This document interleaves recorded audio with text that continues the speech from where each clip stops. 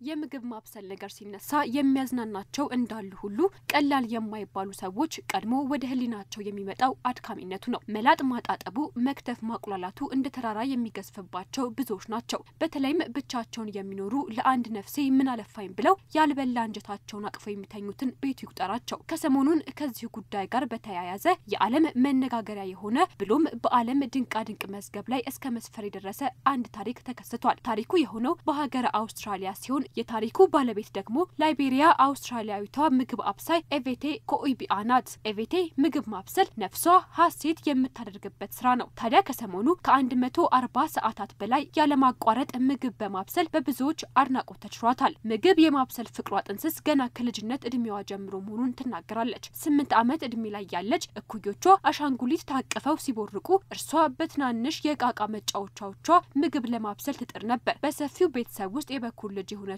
ኤቬቴ ቤተሰቦቿ ምግብ ሲያበስሉ ያቅሟን ከስር ጉድ ጉድ እያለች ታግዛቸው ነበር። ያ የልጅነት ፍላጎት አድጎና ጎልብቶ ፍሬ ለማፍራት በቃ።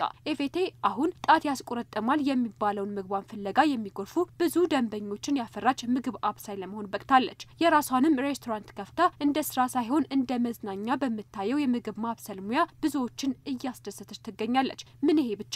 የዓለም ድንቃድንቅ መዝገብ ላይም በተናጠል ለረጅም ሰዓታት ምግብ የማብሰል ሪከርድን በመስበር ስሟን ማስፈር ችላለች። ለ140 ሰዓታት ከ11 ደቂቃዎች ከ11 ሰከንዶች ማለትም ከ5 ተከታታይ ቀናት በላይ በልጅነት እድሜዋ በትውልድ ሀገሯ የነበረውን ጦርነት ሸሽታ ከወላጆቿ ጋር ወደ አውስትራሊያ የተሰደደችው ይህች ድንቅ ሴት ሁሌም ቢሆን ትልቅና ከተለመደ ወጣ ያለ ነገር መሞከር ፍላጎቷ እንደነበር ትናገራለች። ስለ ዓለም ድንቃድንቅ ረጅም የምግብ ማብሰል ውድድሩ ስሰማ ይህን ምኞቴን የማሳካበት መንገድ አገኘው ትላለች። ከዛም ለውድድሩ ተመዝግባና የሚጠበቅባትን አሟልታ ለዓለም ሕዝብ ችሎታዋን ለማሳየት ቅድመ ዝግጅቷን ጨረሰች። በዓለም አቀፉ ማህበረሰብ የተለመዱ የላይቤሪያ ምግቦች ለውድድሩ ምርጫዎቿ ሆኑ። የሚያውቋት ደንበኞቿ፣ ልጇና ቤተሰቦቿ በስፍራው ተገኝተው ነበር። ቀደም ሲል በምትወዳደርበት መስክ ተይዞ የነበረው ሪከርድ 119 ሰዓታት ከ57 ደቂቃዎች ከ16 ሰከንዶች ሲሆን አለን ፊሸር በተሰኘች አይርላንዳዊት ሴት ነበር። ታዲያ ኤቬቴ ክብረ ወሰኑን ለመስበር ከፍ ሲልም በሌላ ተቀናቃኝ በቀላሉ እንዳትነጥቅ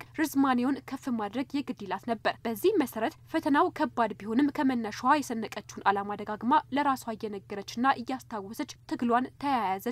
ለማሰብ በሚከብደው ትጋቷ የትውልድ ሀገሯ ላይቤሪያን ጣፋጭ ምግቦች ስታበስል የማብሰያ ክፍሎቿ በሮች የእጆቿን ውጤቶች መቅመስ ለሚፈልጉ በሜልቦርን ላሉ ሰዎች ሁሉ ክፍት ሆኖ ነበር። የበሰሉትንም ምግቦች በስፍራው ላሉት ከጎኗ ለቆሙ አጋሮቿ እያሸገች ትሰጣቸው ነበር። በውድድሩ በየ4 ሰዓታት ልዩነት ለ20 ደቂቃ እረፍት ማድረግ የሚፈቀድ ሲሆን በእነኚህ ጊዜያት ተወዳዳሪው ምግብ መመገብ ቢፈልግ እንቅልፍ ቢጤ ማሻለብ ቢያሻው ይፈቀድለታል።